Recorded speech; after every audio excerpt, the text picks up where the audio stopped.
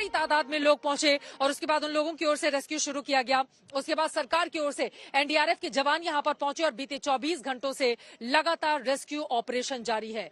उम्मीद यही कि अस्पताल में अपनी जिंदगी के लिए जो लोग संघर्ष कर रहे हैं वो पूरी तरह से जल्दी स्वस्थ हो जाएं, लेकिन 288 लोगों की जान इस रेल हादसे ने ले ली है। ये रिपोर्ट देखिए।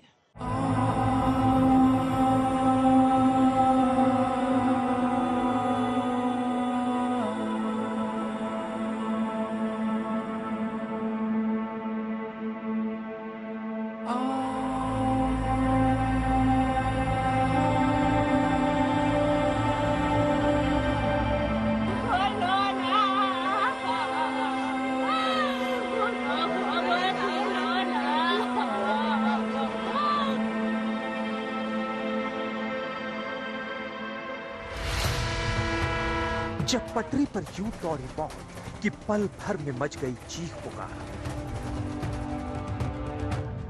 दहशत की चित्कार, देखते ही देखते मच गया हाहाकार।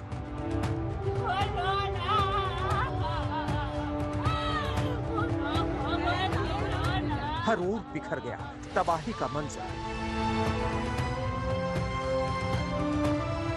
क्योंकि शुक्रवार शाम बालासोर में हुई एक साथ 3 ट्रेनों की टक्कर। और यह हादसा इतना भीषण था कि जब तक मुसाफिर कुछ समझ पाते, कई लोग अपनी जान गंवा चुके थे।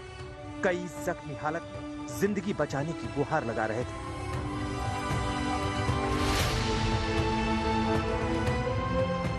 हर एक तस्वीर हादसे की भयावहता बयान कर रही है। हादसे में हुए तांडव की खुद गवाही दे रही है। मौके पर आधा किलोमीटर से भी ज्यादा दूरी तक ट्रेन के पिच के डिब्बे नजर आ रहे हैं।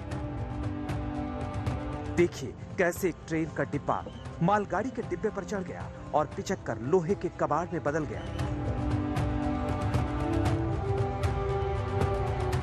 यात्रियों का सामान ट्रैक पर ही बिखरा पड़ा है। हर कोई बदहवास सा दिख रहा है। तस्वीरों को देखकर अंदाजा आप लगा सकते हैं कि ये हादसा कितना भयावह, कुछ भी बचा नहीं है। यहाँ पर अगर आप देखेंगे कुछ भी बचा नहीं है। आगे का ये पूरा का पूरा हिस्सा किस तरह से डैमेज हुआ है, क्षतिग्रस्त हुआ है। जरा सोचिए, लोहे के परखच्चे इस तरह से उड़े हैं जैसे अगर प्लास्टिक के परखच्चों की हम बात करें तो वो उसमें अगर टक्कर होती है तो होते हैं, ये लोहा है। और आप देखिए किस तरह से इसके पूरे के पूरे परखच्चे उड़े हैं। जरा दूसरी तरफ अगर हम चलेंगे, वहां की तस्वीरें भी आप तक पहुंचाएं। यहाँ पर आपको बता दें लगातार आसपास के लोग आ रहे हैं और भीड़ बढ़ती हुई चली जा रही है। कुछ लोगों को जैसे जानकारी मिल रही है अपनों के बारे में भी वो यहाँ पर जानकारी लेने आ रहे हैं। और यहाँ पर ये देखिए कितनी भीषण ये टक्कर रही होगी। पूरी तरह से पलटी हुई ये गाड़ी और उसके पीछे का हिस्सा दिखाई दे रहा है जो आगे बुरी तरह से क्षतिग्रस्त है। कितनी तेज रफ्तार में ये गाड़ी रही होगी इसका अंदाजा भी लगा सकते हैं। और बदहवासी के इस आलम के बीच बाहर आप देखिए कोरोमंडल एक्सप्रेस का बोगी का क्या हाल है, जो तितर बितर हो गया है। और इस वक्त एनडीआरएफ की टीम जो काटने की कोशिश कर रही है हेवी इक्विपमेंट्स के साथ, वो है एक मालगाड़ी। यहाँ पे 3 बोगियां हैं। पहले ये है मालगाड़ी सबसे नीचे, उसके ऊपर जो काटा जा रहा है वो एक बोगी है और उसके ऊपर और एक बोगी है। ये दोनों ही बोगी कोरोमंडल एक्सप्रेस का है और जो काटने की कोशिश हो रही है, हम लोग सुबह से देख रहे थे, बहुत ही परेशानी हो रही है एनडीआरएफ की टीम को उस मलबे को साफ करके वहां से डेड बॉडी निकालने की। एक ओर लगातार लोगों को बचाने की कवायद चल रही थी तो दूसरी ओर हादसे में मरने वाले लोगों की संख्या भी बढ़ रही थी, क्योंकि ये टक्कर ही इतनी भीषण थी कि कई बोगियों को मलबा बनने में देर नहीं लगी। एक बोगी में तो ट्रेन की पटरी आर पार कर गई। इतना भीषण रहा कि रेलवे के पटरी, ये जो बोगी है उसके जो निचला वाला हिस्सा है उसको फाड़ कर मानो जैसे फालानुमा एक स्थिति पैदा हुआ और ऊपर तक, बिल्कुल इस डब्बे के ऊपर तक पहुंचती है। ये बहुत ही दर्दनाक और ये स्पष्ट बयां करने वाला हिस्सा है कितना भीषण ये हादसा। आप देख सकते हैं 2 छेद जो है यहाँ पर हो चुका है। ये रेलवे की पटरी है जो टूटकर नीचे से ऊपर तक पहुंच जाती है और इस तरीके से तहस तहस करते हुए कितना भीषण ये हादसा है ये स्पष्ट दिखा रहा है। बोगी के भीतर हर ओर हादसे के निशान थे। लोगों के सामान बिखरे पड़े थे। साफ समझ आ रहा था कि जब हादसा हुआ तो वो खौफ भरा मंजर क्या रहा होगा। कैसे ये सफर कई लोगों के लिए अंतिम बन गया होगा।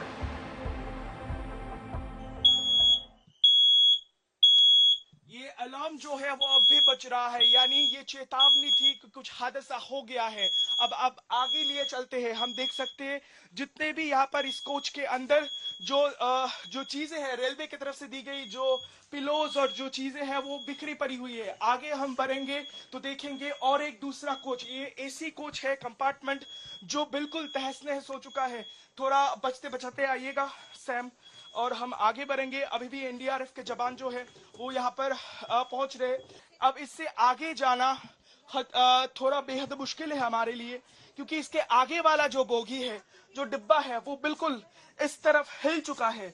जरा समझिए, इस ट्रेन के अंदर अगर हम जाने की कोशिश करें तो ये हम समझ सकते हैं, ये बहुत ही मुश्किल भरी बात होगी। लेकिन देखकर तो लग रहा है कि इस ट्रेन से जो सवारी थे वो बच निकले थे, लेकिन ये बहुत ही मुश्किल भरा एक चीज है। सेना के जवानों ने भी लोगों की जान बचाने के लिए मोर्चा संभाला।